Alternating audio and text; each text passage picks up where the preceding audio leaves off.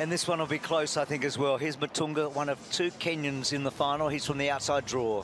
Yeah, we've got two Kenyans in this race that have both good 110 sprint hurdle PBs as well. So they're fast, and they're definitely ones to look at. But I think the other Kenyan, Makobi, is probably the one that we should be watching more than Matunga.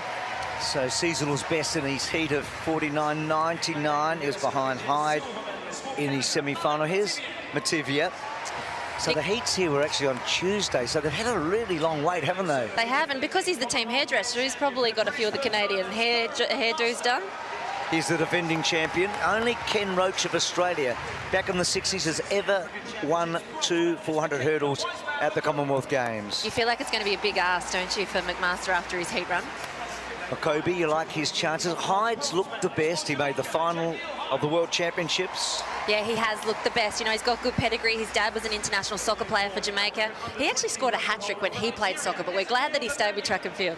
You like Nathaniel, don't you? I do. I think he came out here and he looked really confident. He's a Baylor Uni student. He's only young. He broke the national record this year. It was the junior record that had lasted for 35 years. So Nigeria has high hopes on Nathaniel. And Seychelles and Guernsey in the inside lane. So Azemia and Chalmers. So no one from England, Australia or South Africa, but they've been the three most successful countries. So it's a different looking final here. That McMaster's a constant, and Hyde was third behind McMaster 4 years ago at the Gold Coast. So they're the two we know oh so well. There's Hyde. He's 25. They've won 1 gold medal, Jamaica, in this event in 1998. And McMaster, of course, won the very first gold medal for the British Virgin Islands in any sport when he won 4 years ago. And he was so emotional after that one because his coach had just died in Hurricane Irma. He's now training in the US. He's got a new coach, but fourth at Tokyo, he's definitely one to be watching. That epic in Tokyo behind Vorholm, Benjamin and Dos Santos. In the starter's hands. 400 hurdles final. Set. Ooh, so what's... No, Leek's just... the Via's gone out, the Canadian. Yeah, sorry, his nickname's Leek. Malik. He's, oh, and he's got his hands to his face. That was a clear break. The athlete that trains at Texas. I think he's... You can see him in lane 8. I think he's in disbelief at the moment, so... How does this play out? He wasn't even close.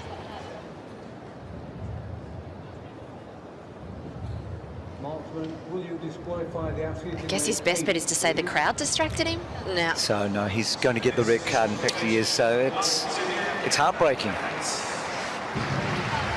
It's heartbreaking. You just don't want to see athletes go out like that. No. It's part of the deal, but it can be so cruel. On your mark. So we're down to 7. No Canadian. So that stagger now for McMaster's something different again. He's got some real air between himself and Matunga. I think they're all a bit nervous now.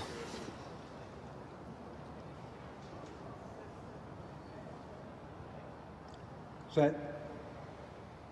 So that's clean. So Matunga all out on his own. McMaster probably the second favourite here. Makobi inside of him as they go to the first flight. Hyde's got out really hard. And then Nathaniel, Azemia and Chalmers. So down the back straight. McMaster quite controlled at the moment. He's 2 from the left. Hyde clearly in front of the Jamaican strip.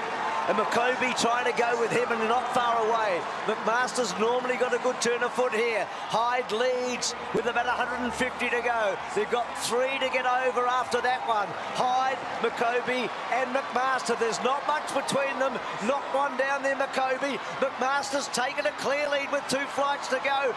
Comes away the man from British Virgin Islands. Gets over the last and is going to win for the second time and win quite magnificently. He defends his title. Hyde second. I reckon Chalmers has got 3rd and Makobi's fallen over the line and I think might have got 4th. So Guernsey, I think, are going to get a medal. That was unreal. How good was that by McMaster? You know, even though he didn't look good in the heat, you can never question a champion. That was a fabulous race by McMaster.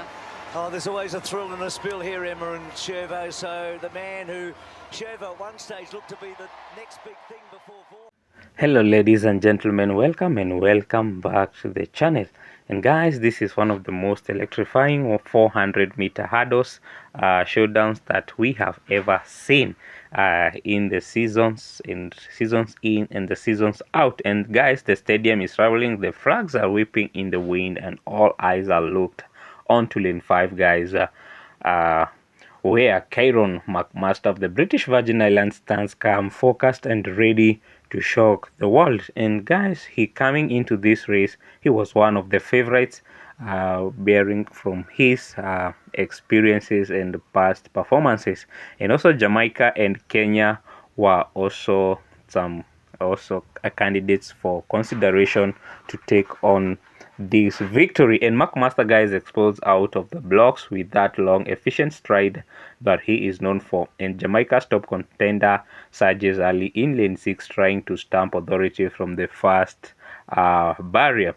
And guys, the world's best spread across the track, where every step is a gamble and every hurdle an equation that must be solved in split seconds. And guys, down the backstretch, hurdle 3, hurdle 4, McMaster is easing into the silky rhythm, that dangerous rhythm that tells you he is in control. And Jamaica tries to press again, but McMaster doesn't flinch. He glides, almost floating over hurdle 5 as the crowd senses something special as he goes even way past Jamaica and Kenya, who are appearing to be promising rivals for this race. And at 200 meters, the race ignites. The Olympic finalists, the Diamond League veterans, they all tighten their form, pushing to maintain momentum. But McMaster, he looks smoother, taller, colder. He cuts through the curve like a man who knows destiny and has reserved a seat for him at the finish line. And guys, in hurdle 7, Jamaica attacks with a burst, droning level for a moment, but McMaster keeps his composure and drives harder, and the separation begins. You can see the rhythm, you can hear it, the tap tap tap of perfect foot placement. He is accelerating while everyone else is surviving. And guys, they come to the home stretch, where in hurdle 9 McMaster clears it with precision, but the wall behind him is unraveling. Arms are tightening, steps are chopping, the lactic acid is burning through the field, and the Jamaican athlete tries one last surge, but McMaster is already locked into the overdrive. And guys, when it comes to the final hurdle, McMaster attacks it with lifts and with power and lands with authority. He is flying now. The stadium rises. The commentators are screaming. The world is watching a master at work, and he drives to the line, and the time clocks at 48.93, which is a brilliant, commanding, world-beating performance. And Kieron McMaster, representing the British Virgin Islands, has stunned Jamaica, stunned the field, and stunned the global track community with not just a win but a statement. A time under 49 seconds, executed with discipline, poise, and championship's nerve. And he throws his arms up and celebrate with the British Virgin Island flag behind him, in tears in his eyes, because it isn't just another victory, but this is pride, this is resilient, and this is a small nation standing tall on the world stage. So guys, thank you for coming across to watch this video. I hope you gonna like what we have presented in this video, and if you do, guys, please consider subscribe to the channel, hit the notification bell, and also drop a comment down below and let me know what you think about this particular race. And also let me know which are the deep dives you would want me to do in the future videos. See you in my next one.